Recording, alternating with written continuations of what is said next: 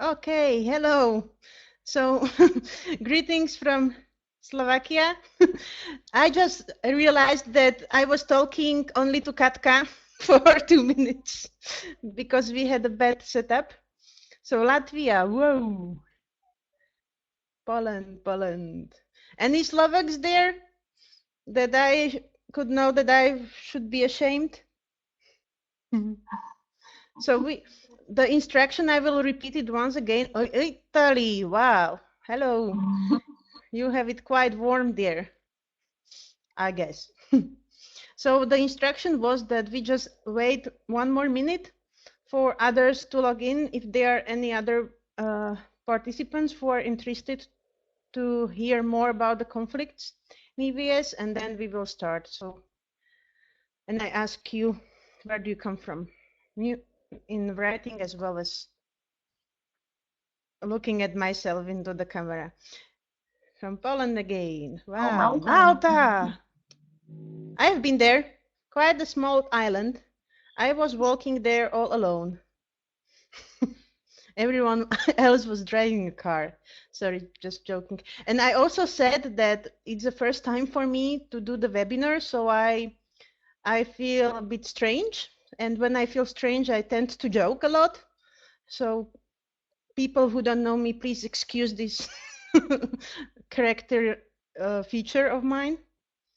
From Malta. Okay, so it's 3 minutes something. I think we can start. So, hello there from Latvia, Poland, Italy, and Malta. And I can read some names as well. Oh, Poland, Justina, we met, I guess. So I would like to introduce myself. I'm Ida Adolfova from Slovakia, Banská Bystrica, from Centrum Dobrovoľníctva, currently working there as a coordinator for EVS and also financial manager. And I'm a conflict practitioner and also author of one chapter in our book that is written about managing of EVS. But I will tell you about the manual later. And I would like to ask my guest, Katarina Bajzíková, to introduce herself. Katka, nech sa páči. Yeah, hello to everybody. I'm listening myself a small echo, so I will just maybe adapt a little bit. I hope you will understand me still. Yeah, can you still hear me? I hope yes. I don't. Okay. No? Yes?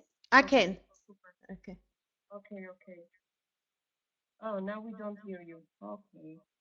So no hear you, no echo. And now it's better.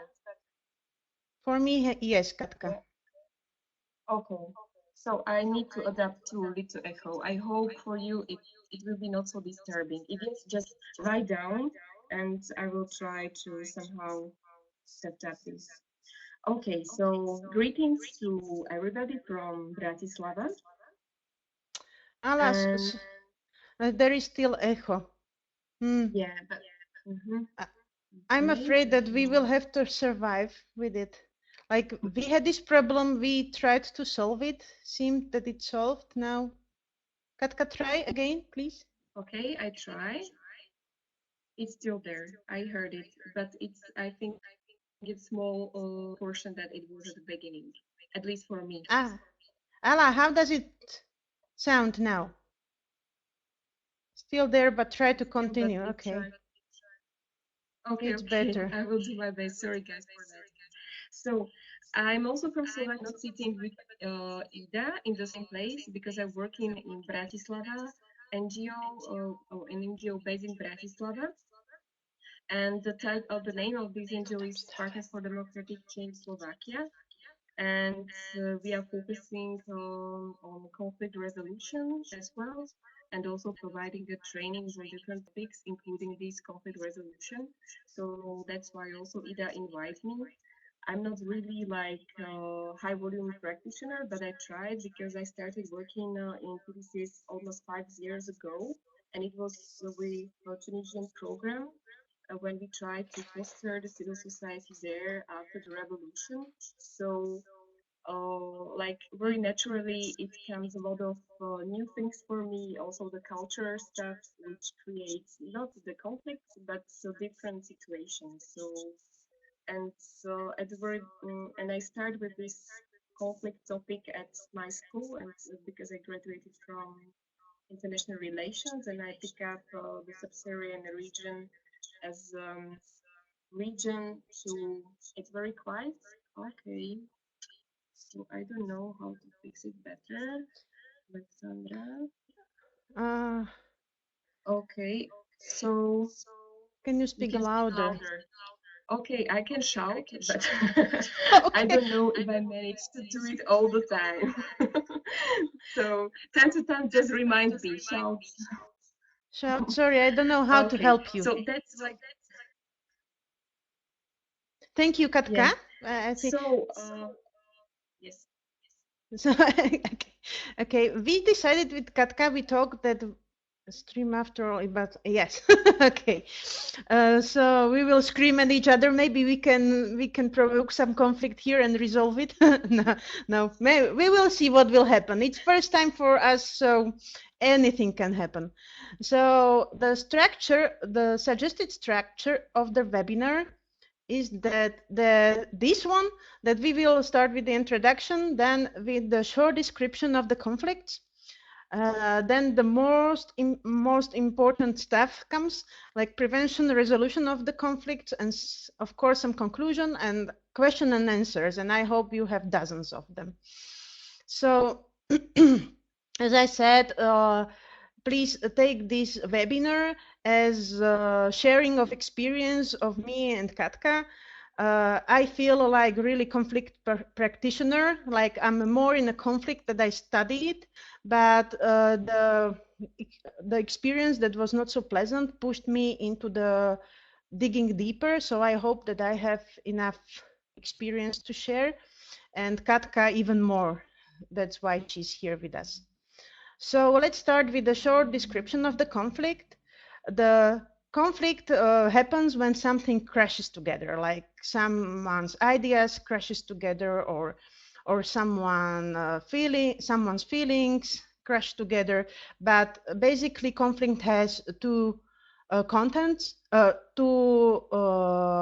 components, like content and emotions. And without this emotions part, like a really nice florally part, the conflict would be very easy to solve. It would be otherwise very objective and filled with information, and it would be very easy to analyze it and discuss it. But together with these emotions, like for example, fear, frustration, aggression, the conflicts and their resolving gets harder. So just to keep it in mind that it's natural, like we are humans, and we all have these parts of our brain or our nature or character. So we will always be in a conflict, not only because hello. Okay, I have to stop reading the chat. So this is basically the two parts of the conflict. Sorry, I just got distracted. I have to put the sticker on the chat part. So using the Bednarik's definition, conflict happens when one or two parties claim the same demand on something, or they realize that they have different opinion about the situation that they are discussing or they are a part of. So I think this is clear to everyone. Everyone was sometimes in the conflict. You know how it feels like, how it looks like.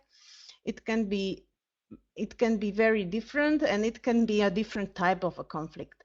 And based on the man called Christopher Moore, we can do the typology of the conflicts into these four basic types, like it's relationship conflicts, conflict of values, structural conflicts, and conflict of interests. And relationship conflict would be about conflicts in between two people or more people that have different perceptions about their others, and they can act according these perceptions or stereotypes, and it can lead into the conflict. So they would not hear to each other based only on the information they get, but they would also react on their based on their stereotypes or experience. Katka, can you say if you agree with me or not? Yes, still yes. Still yes, okay, then just yell at me when it's wrong. Then conflict of values. Conflict of values is, I also think that every one of you knows what I'm talking about, but it's basically when, for example, as is written on the pictures, some people can be more focused on love, some on money, and it can be different values. Religion values are also the good example of the conflict of values. And that's basically when it raises up. The values meet and people cannot really cope with it. They cannot accept it or they cannot respect it. The structural structural conflicts come when there is not clear structure. For example, this is very relevant for the EVS volunteers as well, like when there is not a clear structure and job descriptions in the organizations, and volunteer comes there and he or she doesn't know what to do. Also, there can be a conflict that in the structure. So basically, it's also chaotic and so. And then the fourth would be the conflict of interests. So it means that people want something else, or they want the same thing but in a different way. Katka, can you help me with the description of the conflict of interests? I got lost a bit. Okay. Interest, I think we will speak it a little bit later because it's some part of this negotiation principle based on interest based, but it's quite normal that different people have different interests to do. For example, if you put really striking example of developers' interest to some area and a group, the environment group, we have the same Great example. friends working in Slatinka, for example, of Slovakia. They would like to protect the area, a really rural area, just for how it looks like there with the small river. And there is the investment of the big developer to build up the powerful power station on that, if I'm not mistaken. So they would like to completely change the whole settings of this region. So this could be conflict of interest of different groups, for example. Okay. And also, I was just thinking about conflict of interest regarding the European Voluntary Service. And it came to my mind that, for example, that I would have applications from Czech Republic, from another country, and I would have to choose the volunteer from that list, and I would already know that I know some of them personally. So for me, it would be a conflict of interest because I would be naturally attracted to choose people that I already know, and it won't be the same level of no, it won't be fair for the other. So I see it in the EVS, so you're already for example. biased, yes. Yeah. Okay, and this typology seems to be, as I already mentioned, good for the EVS because we meet these conflicts very often. Like, of course, relationship values. Welcome. Sorry, I won't read the. I'm still distracted by the chat. So I try to, but Martina is just telling me now. Oh, sorry, I forgot to tell you that we have some technician here. Martina Stremeňová, you can see her name there under the presenter. So she's in charge of communication with you. And I'm very bad in delegating the responsibility. Okay, so let's continue about this funny person in the middle. Funny person, I don't know if I said it right, but for me it's EVS volunteer. And why the conflicts in EVS? Why there are conflicts in EVS? So the basic answer is why not? Like it's a perfect environment. Like the EVS volunteers comes to the completely new community work area, country, culture. He's there alone at the beginning, just when he comes later on he or she will meet another people.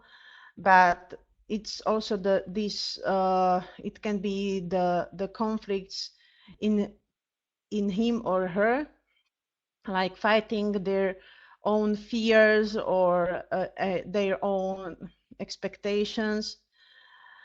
Then the another group, the EVS volunteer comes to the culture, to the different culture, like he or she can feel that he's surrounded by strangers, totally strangers. Maybe I remember as I came to Africa, for example, I would be ashamed to walk on the street because we don't just smile at everyone on the street, and Africans would just smile at me. So I felt totally like overwhelmed by these people coming to me, and until I got used to it, that it's different culture. The EVS volunteer can have these conflicts coming from another country, and another habits in the country. For example, such a things like opening hours or talking to the salespeople. I remember how shocked it was for me when I came to the restaurant, and the waiter would ask me how I am. And coming from Slovakia, I was very surprised that he asks me how are you, and I just wanted to tell him the story from the morning, like how I woke up, and when he was or she was so polite to ask. So this can be also stressful for the volunteer, and it can raise the conflicts because other people react on the stranger as well. And also he or she comes to the organization when there are different positions, people, he needs to or she needs to adapt to the new work, to the project. So conflicts in EVS is a perfect mm, environment. Conflict, it's perfect environment for the conflicts. Katka, can I ask you? I don't know that we didn't prepare this question, but Mhm. are there any really, like you could say, specifics for the conflicts, international conflicts? Like I know that the conflicts like national, they have some features, but are there any special features of international conflicts, or is it really the same? Sorry. Of course, it's more diverse because you take in consideration not just different natures of people from the same culture, but then you come across different settings which is so typical for each culture. So that's why it's not more complicated. I would say it's more diverse and Mm-hmm. yeah, more fun to resolve it. Yeah, and but there is a lot of like telling the conflicts, international conflict, national one, different. It's also what is important to say, like at which level we try to settle them or Mm-hmm. to resolve them, because of course it's different if you settle down the conflicts on community level, Mm-hmm. or maybe with some municipality, or just in pure community with neighborhoods, or Mm-hmm. if You're you're right. trying to settle down the conflicts with huge national, we can say You're right, support of or course. national Mm-hmm. important, or there is regional conflict, for example, or it's a really grievance, or after, for example, the situation in when the countries are after the civil wars, so it's completely Oh, mm-hmm. different if it's just like different topics. So it's a Mm-hmm. huge, we can say, topic. So, but now we should focus, I understood, to EVS, yeah, Yes, if I'm yes, not yes. mistaken. So So okay, just maybe to close this part, for me it's like really small problems. If you just named all these possible problems internationally, now I see the EVS conflicts like small problems. And maybe it's really because people that are coming here or going to other countries are very different. They come with different expectations, different knowledge, culture, age, and they also come in EVS world. They would come alone here, so and they would meet another culture and they could meet a lot of cultures in the same projects and in the same city. So, and there is also, for example, the gender. It's also important. Like in EVS, I had the experience when we really thought that it could be easy to have two volunteers, the like one boy and a girl in a project and living together, and it was not so easy. So really just have this in mind. I said from that time that I would prefer to have the same, at least same gender in the project, in the group. It's not the rule, of course. It's just the bad experience of mine.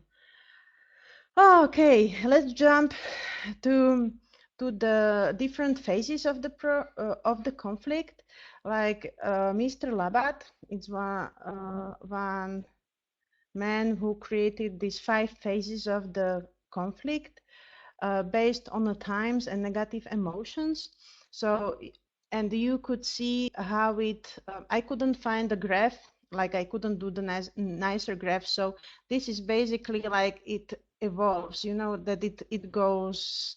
Oh, I use my gestures a lot, but you don't see them there.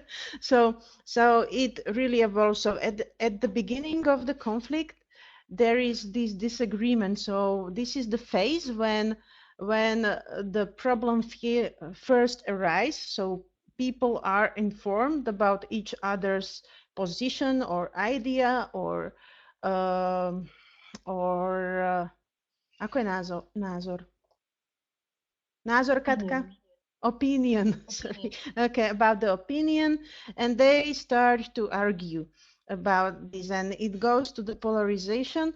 In these two phases, it's still very not easy, but it's possible to work with the conflict and to stop the conflict, to clear it out, because in the polarization phase, people start to argue, to raise the voice. The negative emotions are going higher, and this is the part when it's more vocal, like people still try to fight. It's like this is in general not the case for every conflict, but this phase in general would be about arguing. And then when the conflict is not stopped in this phase, then it can come to the isolation. It can come to the isolation or isolation. I don't know how to pronounce it. And in this phase, the parties cannot speak to each other. Like they would rather avoid each other than talk. It's very dangerous in EVS projects, especially because then as coordinator you have to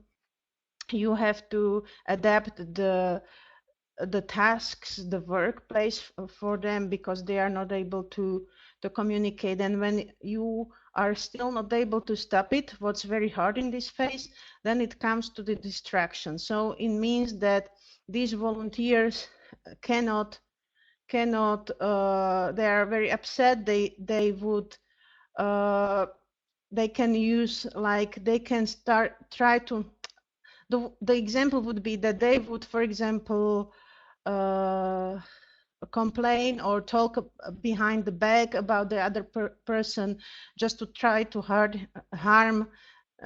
him or her. And after when the conflict is there, still it comes to the exhaustion. How would exhaustion, like really that people are very tired of it. They are not even upset, but they just don't want to have to do nothing with the person when they came through all this phase. Sadly, why I mentioned this process, these phases, is because I have my own experience from the EVS project when we were not able to stop. We didn't see the conflict coming from the beginning, so we couldn't really talk about it, and then we just saw it in this phase of isolation. So when the volunteers stopped talking to each other, and it was in half of a project, and we couldn't stop it. So basically what happened was that these two people couldn't find a way together. They stopped communicating. It was very hard for us as an organization. If I After, when I found out about the process, I would do it differently. I mean, it's very important to have this supervision or coordinator volunteer meetings when we ask every time about the situation, not only the work, but also about their relationship, how they are together. So I think I have everything I wanted. Katka, do you have something to add here in this phase or not? In this phase of the conflict? Not- I, I I think have no. I have seen several graphics about the phases of the conflict. I chose just this one. I thought it would be most relevant to the EVS, but Mhm. maybe there are others. But it doesn't have to be like this, does it? No. No, But sorry. it's one of the relevant, and so I think it's important to mention it and it's the same thing with the other theory that you can find many division and many namings and many terminology, but the important is the practice and how you can reflect on it. So I think it's correctly With to choose this one, and what is important to demonstrate what does it mean in practice, because otherwise hmm it will be too artificial and not so easy to handle it. Oh, you're right. We will come. Yeah. Okay. Now it's very fast coming to the prevention. Uh, I'm sorry, Jess. I feel this need to apologize again. I'm quite nervous. I think you see it, but I will try to do my best to continue. So with this nice dog listening, uh, I mean, it's much easier to prevent the conflict than to solve it. And I was reading or studying about it. How can we do that? If there is any secret recipe to prevent the conflicts, especially in EVS, like in personal life as well as EVS, but they are not. It's very sad, but it's no unique formula to prevent the conflict. But we can try to list at least some suggestions.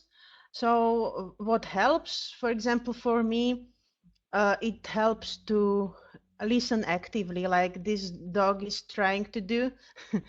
So active listening would be one prevention tool, uh, not to not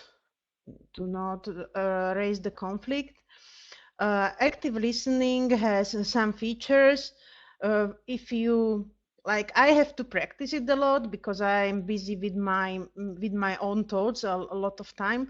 But when I'm working with the people and I try to listen 100%. And how you know it is like you not only have to listen, but you have to give the signals to them. So, for example, it would be necessary to give them these non-verbal signals, like that you are listening, like showing with your head that you agree or you still listen, and give them the feedback. You can also, if you are very busy or sitting in the office, you can ask the colleagues to eliminate the distractors, like to close the door and really concentrate on this volunteer, because I have been on both sides. I have been a volunteer before and I have been a coordinator before. And I know sometimes when you are stuck in your own problems and you try to solve it, then it's very hard to listen to someone who comes to you with some complaint or with some questions. And very often I missed the problem because I was not focused on that person. So I would do 101 other things and listen just from the side, and the person would leave, but I at the end didn't know what he or she was talking about.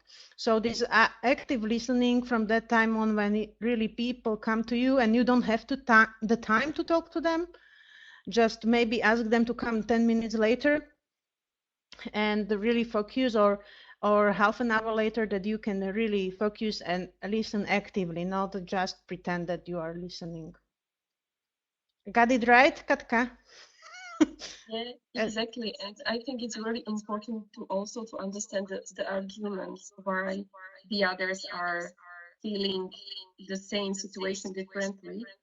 And it's just the first step to how to cope with this situation, to understand their position. Because if we just stay on the same on the other side, so it will be just like escalation, which will be continuing. So it's very important to know the other position and to understand, because sometimes we have maybe the same interest but the different positions. So You're right. And it could help.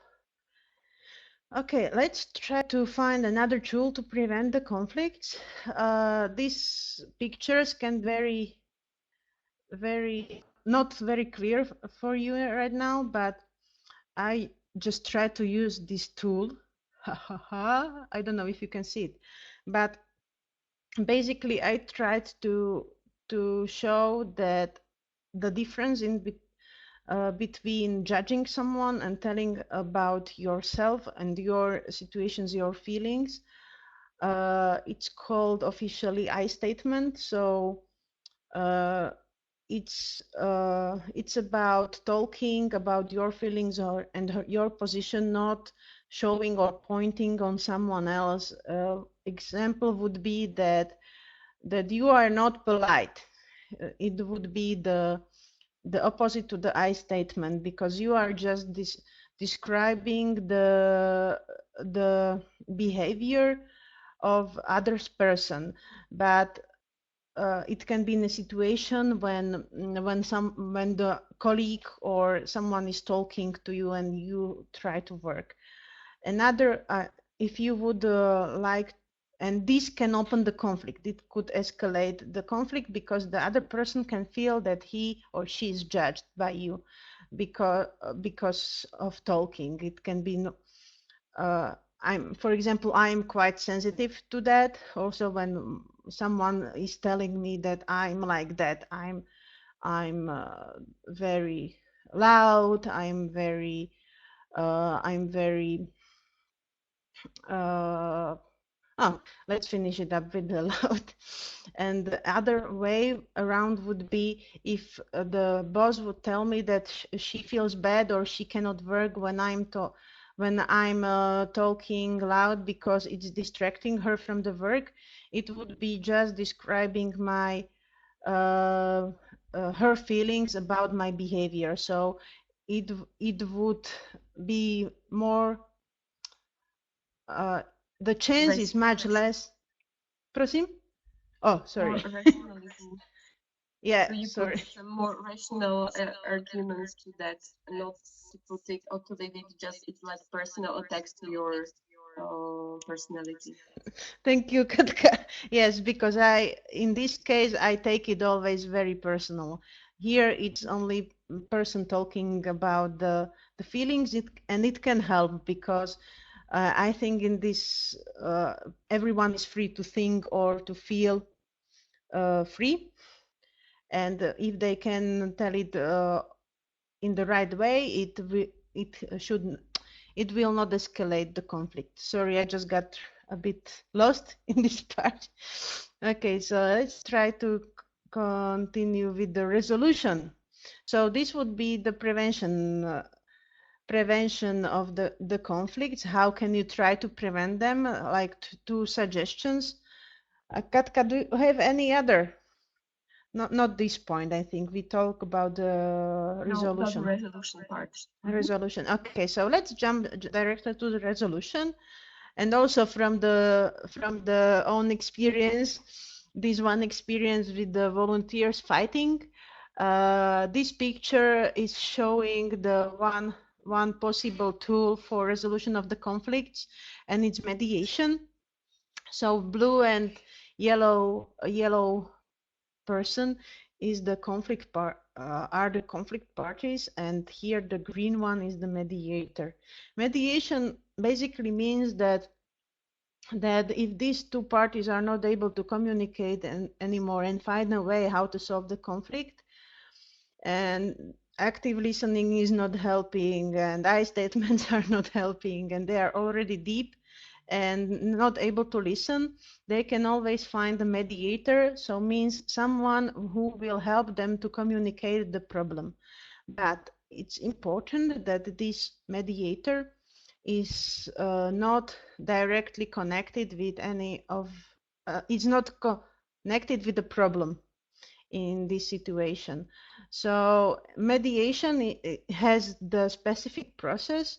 It has to go on through the phases, and mediators are usually people who are educated to do it. It's also a formal way to deal with the conflicts, but it can be also used without the formal formalization. It can be also used without this official how would I call it, papers or official license to agreement. Yeah. So But important, if I can add, yes, please. is that the both parties should have the trust to this mediator. It's supposed to be acceptable for both of them. Even they are in a conflict, they are in trouble, but if the mediation is supposed to be successful, the both parties should be okay on this person. So normally is unbiased and acceptable by both part of the conflict. Oh, thank you. It's very good that you added this, because I started to talk about the personal experience, and I really thought I could be a mediator for a while, like being in a conflict situation with our two volunteers. I thought that it would be just enough to study mediation materials and to make all these steps and notes. And really, I tried to hold to that, but I had personal relationship to both of them. They trusted me, but also it was very hard for me because I couldn't stay uh, independent. Independent, like not independent, like neutral. Neutral is the word. Okay, I couldn't stay neutral because I had this personal relationship to one of them was bigger than to the other one, so we spent more time together. But it was not very good idea to start it. And I really followed the steps. I felt prepared, but on one point I just felt that it's not working because I was not natural. So on one point, I just started to yell at them that we are not here to decide who is worse, but we are here to decide how are we going to continue to work together. And that was the point when I really started to be myself. Like before, when I followed all these steps, and they were shocked. They never heard me talking like that. They never saw me looking into the notes and following some rules. Like I'm very emotional person. So from that point, when I started to be myself, forgot about the lead, then it helped us to go on. So it's something what Katka already mentioned. If you try to do something and it's only learned, and you don't have it natural, it won't work because people will feel that it's fake. Right, Katka? Yeah, yeah. Yeah, yeah. Okay, I'm not really okay. Another type of the resolution would be, I also made this example in the past. And I did it. I'm sorry to do that, but this would be more like authoritative resolution. So authoritative solution. So it means that I just got sick of it. I just got sick of the conflict, and I said them how it will be. Okay, so you just have to stop to argue, and it will be like this and this and this. And at the end, it didn't resolve the problem. It was I just thought that I did it, resolved it, but at the end, people just stopped talking about the problem in front of me. But the problem was still there, and it was growing to bigger size even. But so it's a solution, like it's really it's really the one of the solutions how you can resolve it for you, but you cannot really the outcome of this is not two happy people with resolved problem, but outcome would be not you bothered with these problems of these two people. I hope I got it right, Katka. You are not yelling at me. Huh? Huh? Okay. And another resolution method, I can call it method. No, it's a way would be adaptation. Yes, adaptation. And this would mean that both parties that are in a conflict, sorry, or one of them would adapt to the situation without having the needs fulfilled or conflict solved.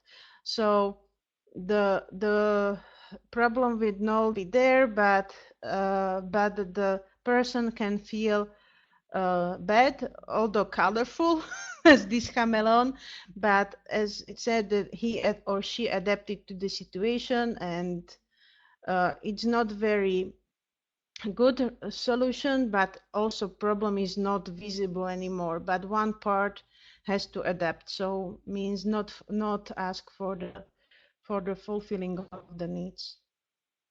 And another resolution of the conflict, so it means the conflict won't be visible anymore, is that one person would just escape the conflict. So meaning when you have a conflict, then you try to yell at each other, and one will just say, just I'm leaving. So we leave the conflict, so conflict will not be present anymore, but also this it can arise anytime they would meet again or come to the discussion again. Okay. Oh, sorry. Now I knew that now it's my end and Katka can talk for a while. So, Yeah. Katka, can you please talk more about consensus and compromise? Yeah, I would like maybe just to frame a little bit what Ida already mentioned. So first I come into the compromise and consensus. Maybe I ask one question just to check if you are still with us.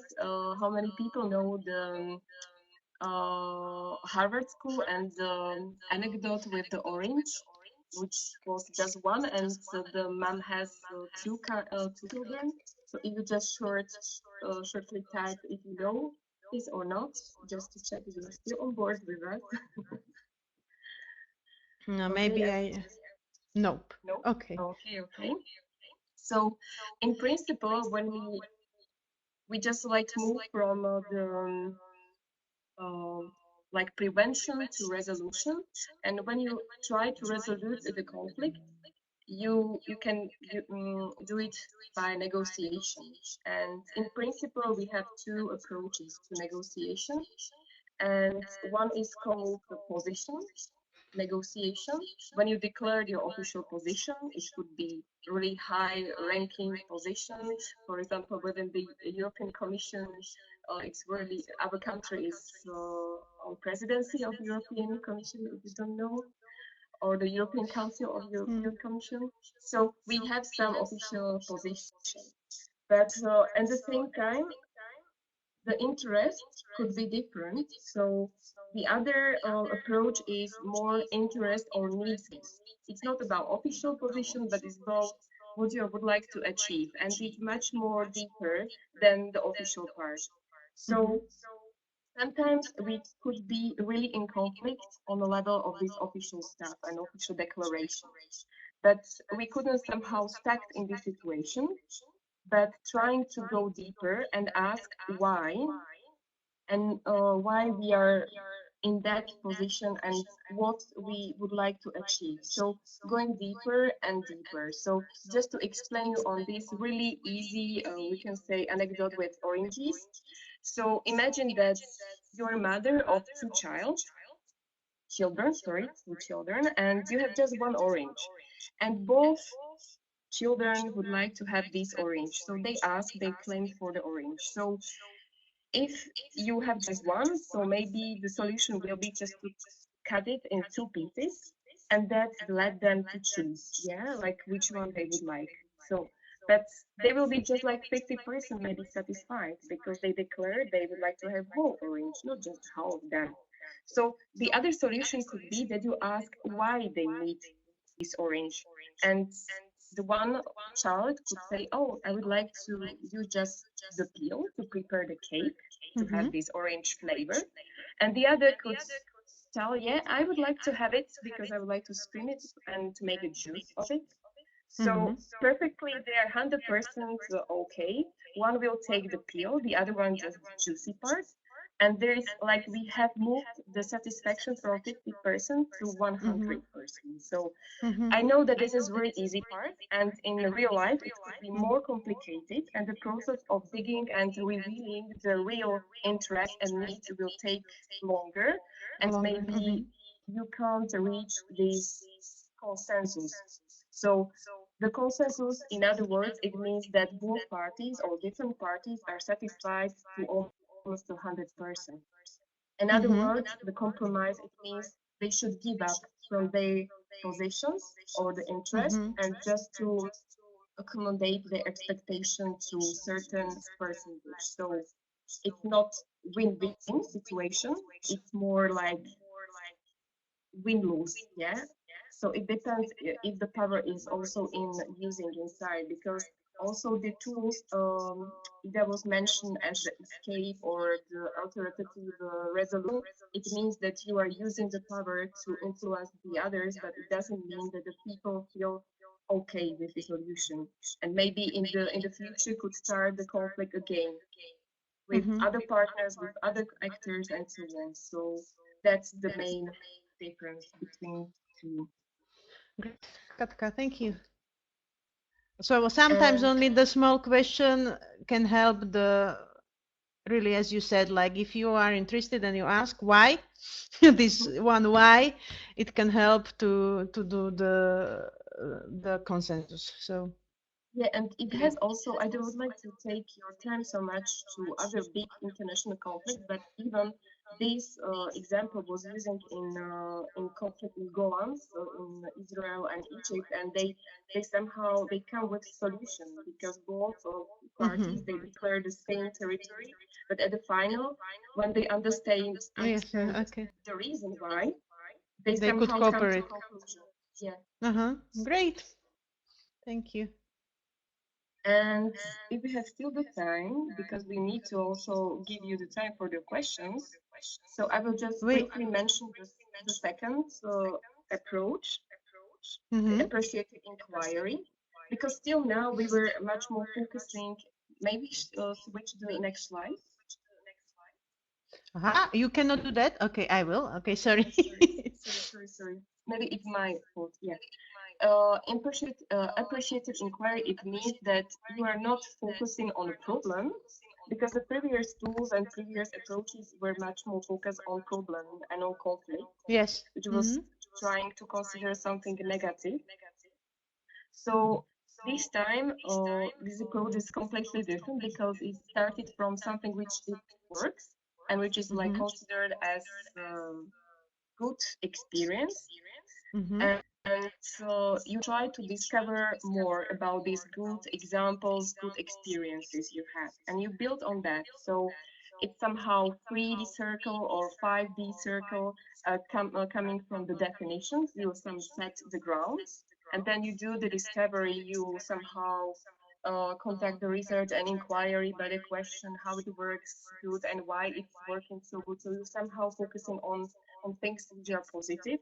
In other words, positive thinking, and then you start to dream how to maybe go bigger and how to implement in other areas, not only in that one you have experienced.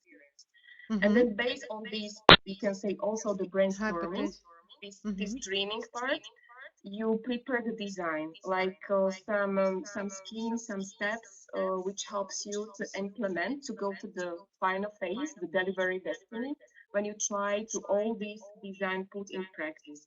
So it also, this positive, we can say, approach could help you to think about the conflict not as the negative situation or to have negative feelings, but also as the not the challenge, but as the opportunity to maybe to transform the roots of the conflict and to transform all the settings in which you are. So even clean your relations or clear the situation which were maybe at the very beginning not so clear and uneasy, and through the conflict it's you can from healing or clarification. So it's also important to look at it positively. I think this is the great approach. Like, I know that I'm a pessimistic person, so I didn't know about it before. But once I've been at the training at your organization, I know that the training was called "The Conflict as a Gift," and it was for the first time that I actually thought that I can learn from someone that I'm in conflict with.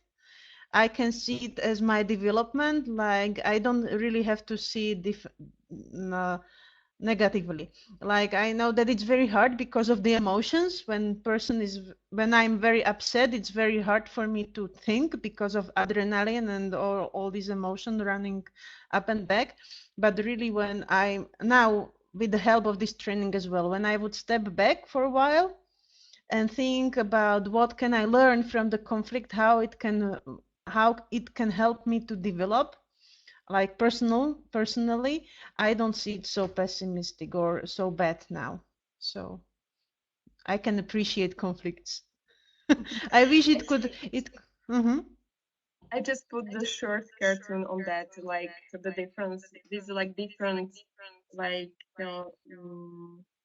view on The that. You point of can still view. consider this, yeah, the same situation as an asset base and or the deficit Uh-huh. focus. So, See, maybe I should print this picture and put it on the wall. Really, because not everything negative brings negatives with it.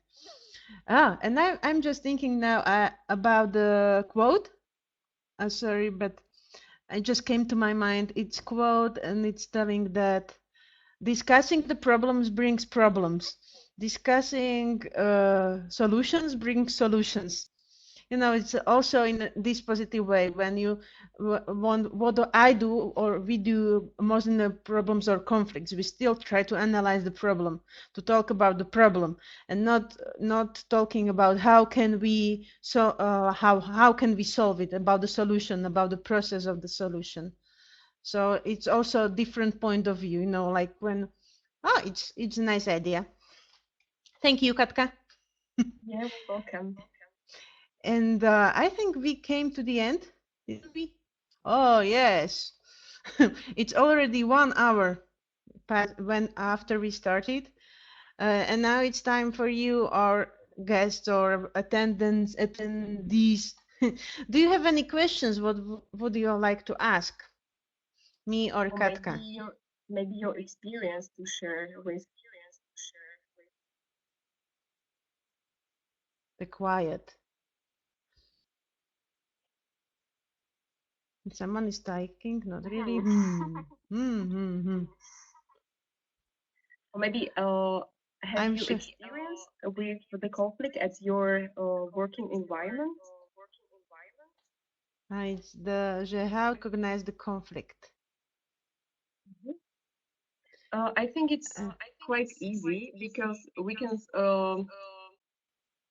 categorize the conflict as a just different point of views. It could be like the conflict, but the problem is how you cope with, because it could be starting points that you are not agree with the other person, but you can just like in the phase of prevent can handle it, or it could escalate to the conflict. So,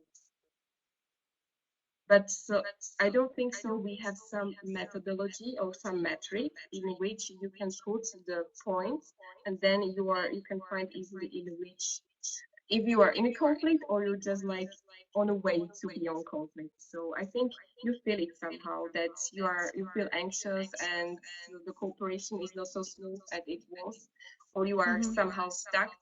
So there are some signals and factors. So And as a coordinator, for example, for me, how I could feel that there is a conflict was that the atmosphere just changed. I know that it doesn't have to mean everything. It can be different reasons for not communicating. Like people can feel bad, or the weather can be different. But somehow I could sense it, like that the people or volunteers, they don't have this eye contact, for example, like they don't look at each other. They try to avoid talking to each other, or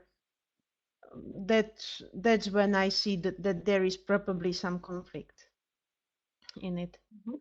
I'm reading that Alexandra was asking about the particular example of the conflict Uh-huh. we had.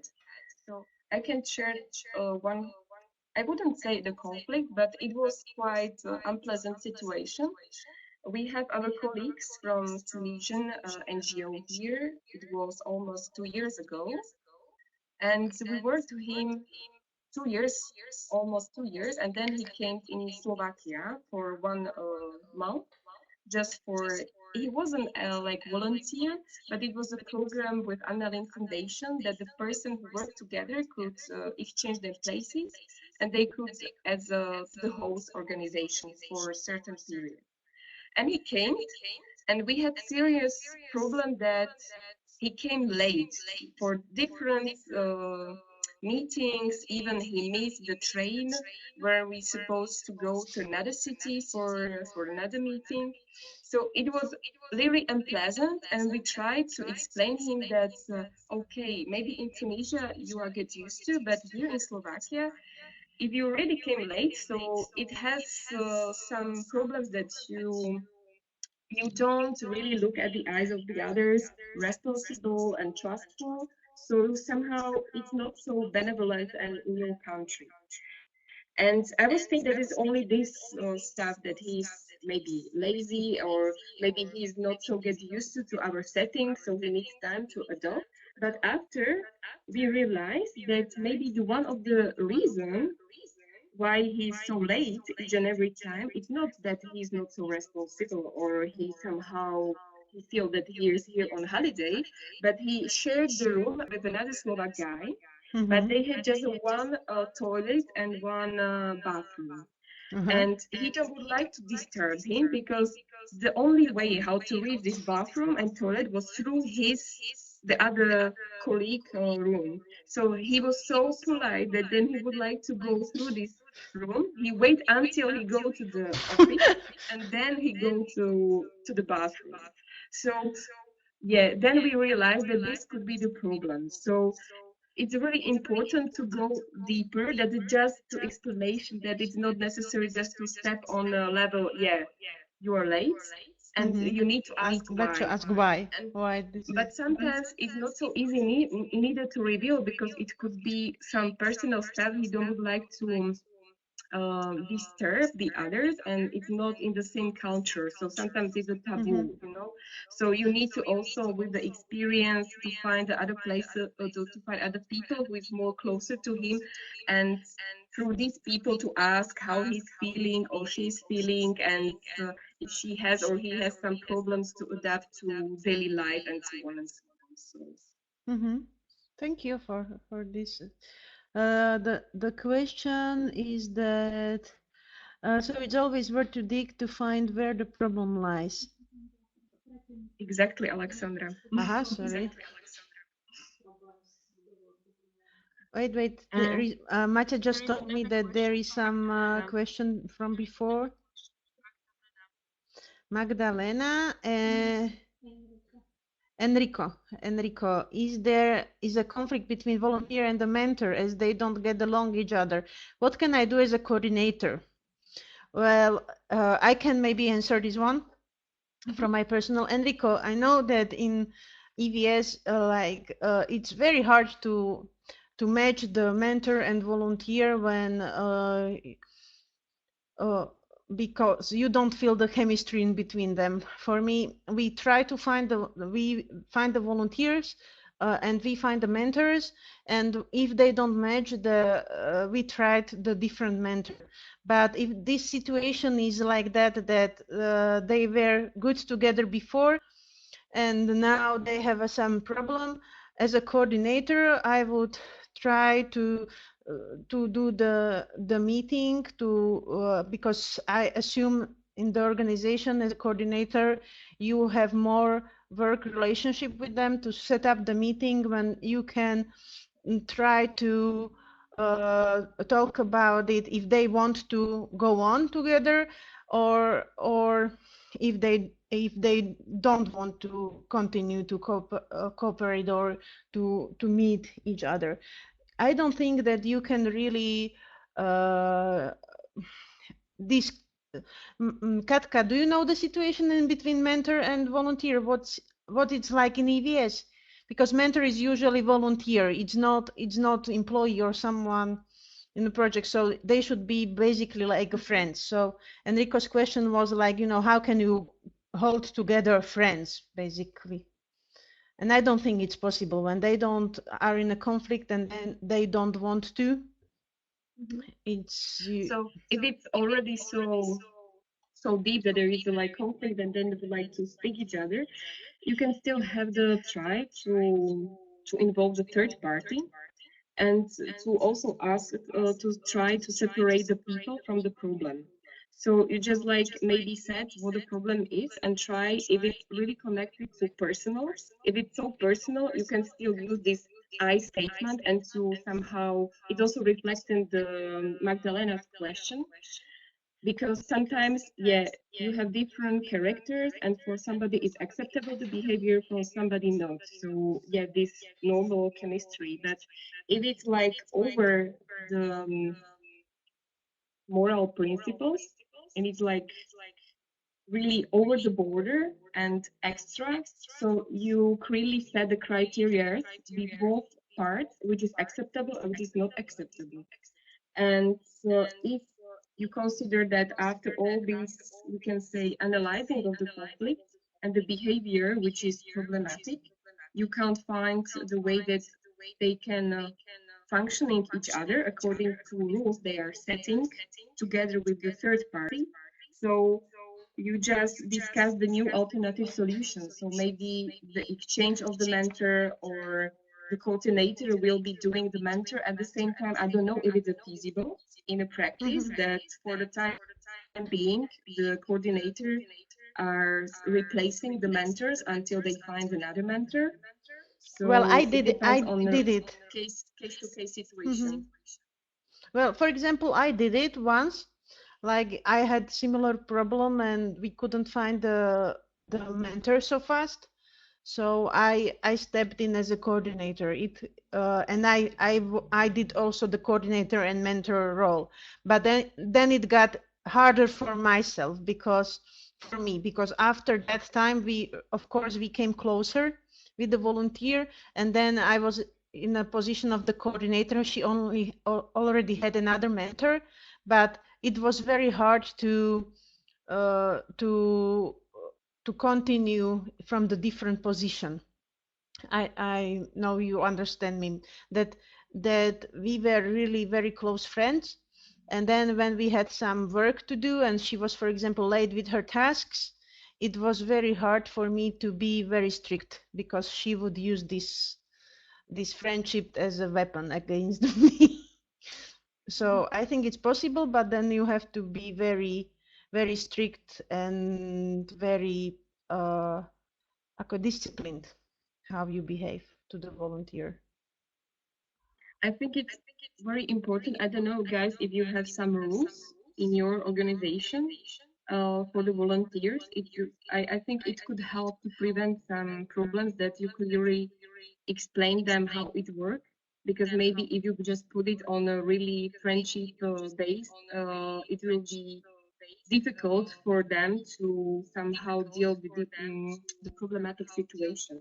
If they have the maintenance from the very beginning, maybe it could be easier, but I don't know how it works. So like in each and every case, I think it could be different because the volunteers It's are just different. I must say that also in my organization we don't have EVS volunteers, but we have trainees, mainly from Slovakia.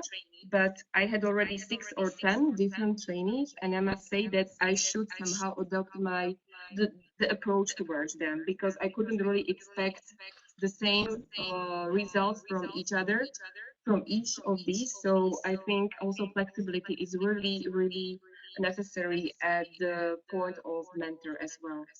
I could imagine if it's doing for free, it's really difficult to be so flexible and so accessible to everybody. It's not so easy. That's why this principle rule could help a little bit. I try to find, it was another, one more question here. Katka, can you see it? What when somebody You it's mean cultural readiness or? yes. Yeah. Yeah. It was the question from Magdalena, if I'm not Magdalena, yes. mistaken. Yes. Yeah, that's yeah. It could be like sometimes is abusing this concept. Yeah, you don't know how it works, but that's why it's really important to start to explain the other person who coming to different cultural settings, like what is the perception of the majority in that territory, how they found this behavior to them, and if the people like coming to different culture settings are so close and they are not ready to accept these cultural differences. So I think it's really hard to explain them that uh, to somehow to change the behavior. So I think I suppose that the majority of the EVS volunteers they are open-minded and they should somehow like accept that okay if my rules of game are not functioning here, so I should somehow adopt to the situation and ask why different behaviors is so important for them, because he or she couldn't know like it could be so harmful for the majority the behavior. But if he or she is aware, so it's different. It's that kind of rudeness, you know. So sometimes it's just like lack of information, or it's a faux pas. So he or she didn't know. So I think it helps the explanation to be open with them, but not to wait until you are in frustration and you start to explain it with anger, but just like at the very point when the first situation came, just maybe put the person aside, not in a circle of everybody, and just explain him or her why is not so welcome this behavior. If or he or she is not accepting this, and it's like simultaneously and each and every time like repeating the same behavior, it's provocation, of course, so and rudeness. So Oh, thank you, Katka. So now it's already 3, and there was also question with the the English, question how to volunteer. how to with the English. Well, what we did was we tried with the English, but then we really had to find the interpreter and make the meetings with the interpreter when we made the choice that the volunteer couldn't speak English and he didn't understand basic information. So it was our fault at the beginning that we chose someone who doesn't understand. But then when we realized, we used really the services of the interpreter to help the person out. like then it helped really. Or also the communication with the sending organization helped a lot. Okay, guys. Or maybe you can still have the volunteer to learn English, but for the short time period, it well, not possible maybe. they have the language lessons, like, but it's usually national language. But we also offered them the English lessons when we realized. But this volunteer unfortunately didn't stay very long, all the period. It was in other troubles.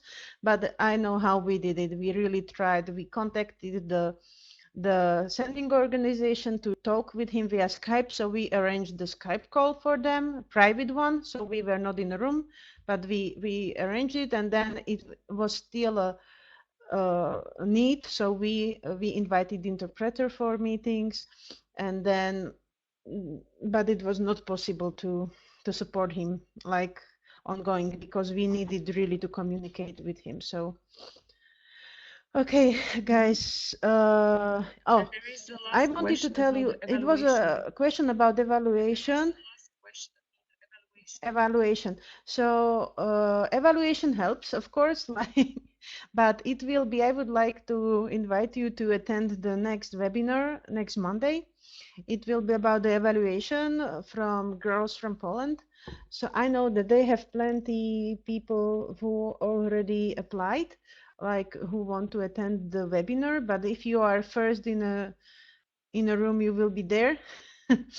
And another thing here is that we published with the help of the EVSification project together with our partners from Poland, Verso, and from Romania, Cluj-Napoca Volunteer Center. We published the manual, EVSification manual for managing the projects.